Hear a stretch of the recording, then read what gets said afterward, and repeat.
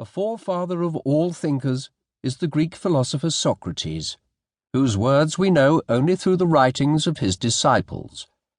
It's said that one night he dreamt of a swan spreading its wings and flying away while hooting loudly. The next day he met Plato, the man who would become his star pupil.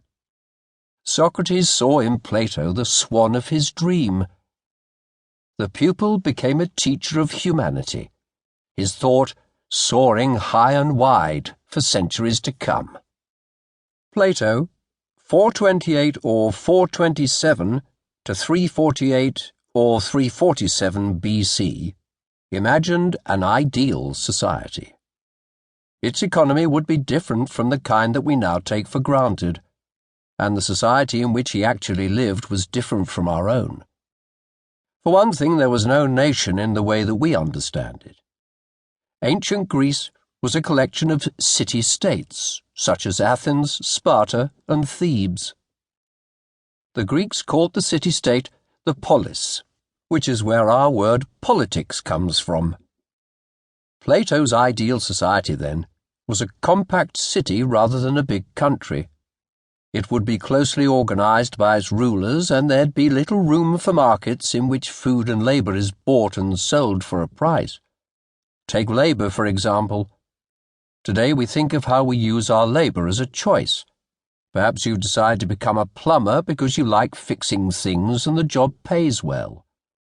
In Plato's ideal state, everyone has their place determined at birth.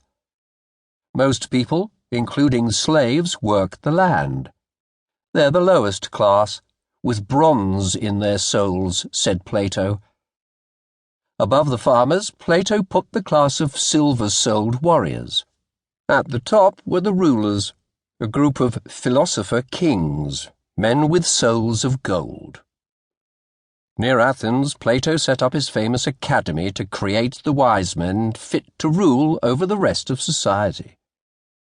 Plato thoroughly distrusted the pursuit of wealth, so much so that in the ideal state soldiers and kings wouldn't be allowed to own private property in case gold and palaces corrupted them. Instead, they'd live together and share everything, even their children, who'd be raised in common rather than by their parents. Plato feared that if wealth became too important, people would start to compete for it. Eventually the state would be ruled by the rich, who'd be envied by the poor. People would end up quarreling and fighting. Plato was joined in the academy by Aristotle, the next soaring swan. Aristotle, 384 to 322 BC, was the first to try to organize knowledge into different fields: science, mathematics, politics, and so on. His curiosity ranged over deep questions of logic, and all the way to the design of the gills of fish. Some things he said might sound bizarre to us, such as the claim that people with big ears like to gossip.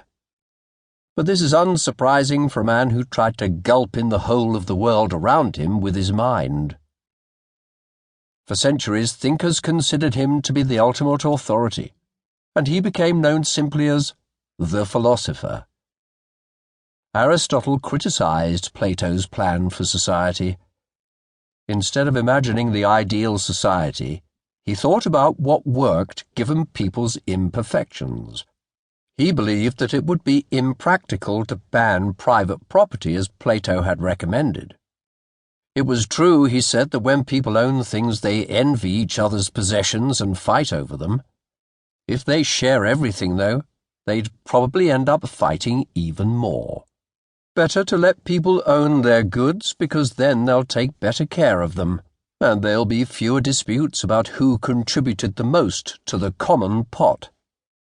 If people create wealth using the seeds and tools that they own, then how would someone get a new pair of shoes when they don't make shoes? They get them from a shoemaker in exchange for some of their olives.